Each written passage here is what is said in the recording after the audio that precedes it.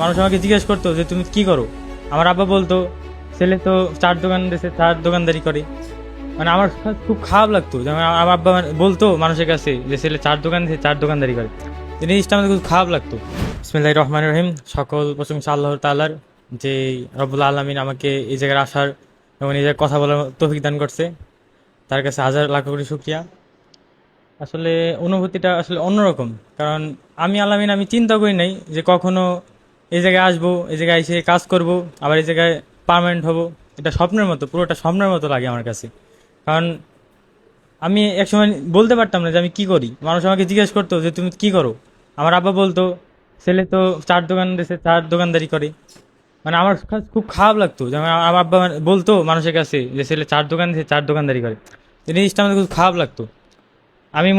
আমি চাইছি জীবনে যে এই সম্মানের সাথে বাঁচতে পারি, সম্মানের সাথে থাকতে পারি। তাই এখানে আইছি, এখানে এসে কাজ শিখতেছি, আরও শেখার আছে।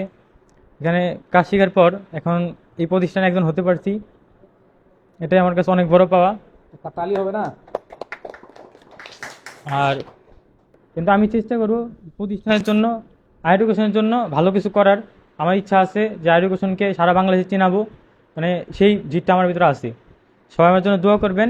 আর সবার কাছে তো একটাই কথা বলবো, আপনারা মন দিয়ে কাজ করেন। মানে যে যতটুকু কাজ করবেন, মানে চেষ্টা করবেন যেন এই কাজটা কোম্পানি ভালোর জন্য হয়, আর কাজগুলো ভালোভাবে শিখবেন।